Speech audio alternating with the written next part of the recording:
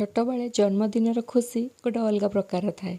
ଆଜି ମୋ ଝିଅର ଜନ୍ମଦିନ କହିବା ପାଇଁ ଗଲେ ଏଇ ଭିଡ଼ିଓଟା ମୁଁ ଯେଉଁଦିନ ପୋଷ୍ଟ କରୁଛି ପ୍ରପରଲି ସେଇଦିନ ମୋ ଝିଅର ଜନ୍ମଦିନ, କିନ୍ତୁ ତା ପୂର୍ବ ଦିନରୁ ମୁଁ ସବୁ ଆୟୋଜନ କରିଦେଇଥିଲି। କାହିଁକିନା ଗୁରୁବାର ଯେହେତୁ ଜନ୍ମଦିନ ପଡ଼ିଥିଲା, ସେଦିନ ଆଉ କିଛି ଆମିଷର ଆୟୋଜନ କରିହେବନି।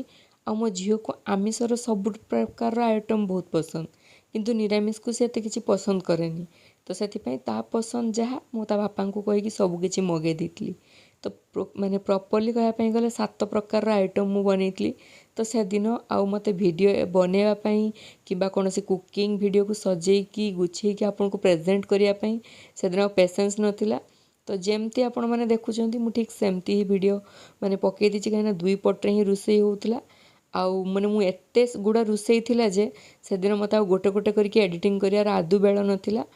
ତ ସେଦିନ କ'ଣ କ'ଣ ଆଇଟମ୍ ଥିଲା ଚାଲନ୍ତୁ ମୁଁ ଆପଣଙ୍କୁ କହିଦେଉଛି। ସେଦିନ ଥିଲା ଯେ ଭାକୁର ମାଛର ଝୋଳ ଥିଲା, ଚିଙ୍ଗଡ଼ି ମାଛର ଚିଲି ଥିଲା, ଆଉ ଭଜା ଥିଲା, ଆଉ ତାକୁ ପସନ୍ଦ ଚୁନା ମାଛ ଯେଉଁଟାକି ମୁଁ ବେସର କରିଥିଲି, ଆଉ କିଛି ଖଟା କରିଥିଲି ତେନ୍ତୁଳି ଦେଇକି, ଆଉ ଭଜା ରଖିଥିଲି। ତାକୁ ମାଛ ଭଜା ବେଶୀ ପସନ୍ଦ ତରକାରୀ ଅପେକ୍ଷା, ସେଥିପାଇଁ ମାଛର 3 ପ୍ରକାର ଭଜା ରଖିଥିଲି। ନିରାମିଷ ଆଇଟମ୍ ଏଠି ଗୋଟେ ମୁଁ ଆଡ଼୍ କରିନାହିଁ, କାହିଁକିନା ତାକୁ ସବୁ ଆମିଷ ଆଇଟମ୍ ବହୁତ ପସନ୍ଦ। ନିରାମିଷରେ ସେ ସେମିତି କିଛି ଆଇଟମ୍ ଖାଏନି, କେବଳ କଲରା ଛାଡ଼ିଦେଲେ ଆଉ ସେ କୌଣସି ପରିବା ଖାଇବା ପାଇଁ ଆଦୌ ପସନ୍ଦ କରେନି। ତ ସେଥିପାଇଁ ତା ପସନ୍ଦ ଯାହା ସେଇ ଅନୁସାରେ ମୁଁ ସବୁ ଆଇଟମ୍ ରୋଷେଇ କରିଥିଲି। ତ ବାକି ରହିଲା କଥା, ଆପଣ ବର୍ଥଡ଼େ ଦିନର ଭିଡ଼ିଓ ମଧ୍ୟ ବହୁତ ଜଲ୍ଦି ଦେଖିବା ପାଇଁ ପାଇବେ। କିନ୍ତୁ ଯେହେତୁ ବର୍ଥଡ଼େ ଦିନର ତ ଭିଡ଼ିଓ ଆଉ ଗୋଟେ ଦିନର କରି ଗୋଟେ ଦିନରେ ଅପଲୋଡ଼ କରିପାରିବିନି, ସେଥିପାଇଁ ମୁଁ ତା ପୂର୍ବ ଦିନରୁ ହିଁ ପ୍ରିପାରେସନ୍ ସବୁ ଆରମ୍ଭ କରିଦେଇଥିଲି।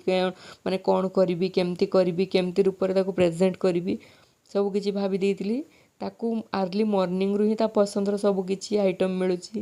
ତାକୁ ତା ବାପା ମଞ୍ଜେନିସ୍ ଯାଇଥିଲେ, ତା ପସନ୍ଦର କେକ୍ ହାରକା ନେଇକି ଆସିଥିଲେ, ସେ ଖାଇଥିଲା ବୁଧବାର ଦିନ। ଯେହେତୁ ଗୁରୁବାର ଦିନ ପୂଜା ନ ସରିଲେ ଖାଇପାରିବନି, ତ ସେଥିପାଇଁ ମୁଁ ଗୁରୁବାର ଦିନର ଭିଡ଼ିଓ କ୍ଲିପ୍ ଏତେଟା ନେଇପାରିବି ନ ନେଇପାରିବି ଭାବିକି ମୁଁ କହିଲି ଯେ ନାଇଁ, ଯେଉଁ ଦିନର କ୍ଲିପ୍ ମିଳୁଛି ଗୋଟେ ଦିନ ଆଗରୁ ପ୍ରିପାରେସନ୍ କରିଦେଲେ ହିଁ ବେଟର୍। ତ ଭିଡ଼ିଓଟା ହୁଏତ ଆପଣମାନଙ୍କୁ ଟିକେ ଲମ୍ବା ଲାଗିଥାଇପାରେ, କିନ୍ତୁ ଏତେ ପ୍ରକାରର ରୋଷେଇ ଥିଲା, ଯଦି ସମ୍ଭବ ହୁଏ ତ ମୁଁ ଆକୁ ନେକ୍ସଟ ଏଡ଼ିଟିଂ କରିକି 1 ମିନିଟ୍ର ଯଦି ଭିଡ଼ିଓ ବନେଇବା ପାଇଁ ମୋତେ ପସିବୁଲ୍ ହୁଏ ତ ମୁଁ ଆକୁ ଭଲ ଭାବରେ ମ୍ୟାନେଜ୍ କରିକି ପକାଇବା ପାଇଁ ଟ୍ରାଏ କରିବି। କିନ୍ତୁ ସେଦିନର ସେଟଅପ୍ଟା ମୁଁ ସେମିତି ବନେଇ ନଥିଲି କି ଯେ ମୁଁ ପ୍ରପରଲି ଭିଡ଼ିଓ ମଷ୍ଟ କରିପାରିବି, ଯେଉଁଟାକି ମୁଁ ପକାଏ ଆପଣମାନେ ଦେଖନ୍ତି ମୋ କୁକିଂ ଭିଡ଼ିଓରେ। ଏତେ ଗୁଡ଼ାକ ଆଇଟମ୍ ଗୋଟେ ଦିନରେ ରୋଷେଇ କରିବା ଆଉ ଏକା ହାତିଆ ରାନ୍ଧିବା, ଆଉ ପୁଣି ଗୋଟେ ସୁଦ୍ଧା ପୁରା ସବୁ ଖାଇବା ପ୍ରିପାରେସନ୍ କରିବା ମୋ ପକ୍ଷେ ଏକଲା ପକ୍ଷେ ମାନେ ବହୁତ କାଠିକର ପାଠ। କହିବା ପାଇଁ ଗଲେ ସବୁ କିଛି କଟା ବଟା ମାନେ ରନ୍ଧା ସବୁ କିଛି ମୋ ପାଇଁ ବହୁତ ମୁସ୍କିଲ ହେଇଯାଇଥିଲା। ଆଉ ଏକଲା ଏକଲା କରିଥିଲି, କିନ୍ତୁ ଯାହା ହଉ ନା କାହିଁକି ଗୋଟେ ଖୁସି, ଯାହା ପାଇଁ ଏସବୁ ଏତେ ପ୍ରିପାରେସନ୍ ହେଲା ତା ମନ ବହୁତ ଖୁସି। ଦେଖ, ଆପଣମାନେ ସମସ୍ତେ ମୋ ଝିଅକୁ ଆଶୀର୍ବାଦ କରନ୍ତୁ ଆଉ ଶୁଭକାମନା ଜଣାଇବେ।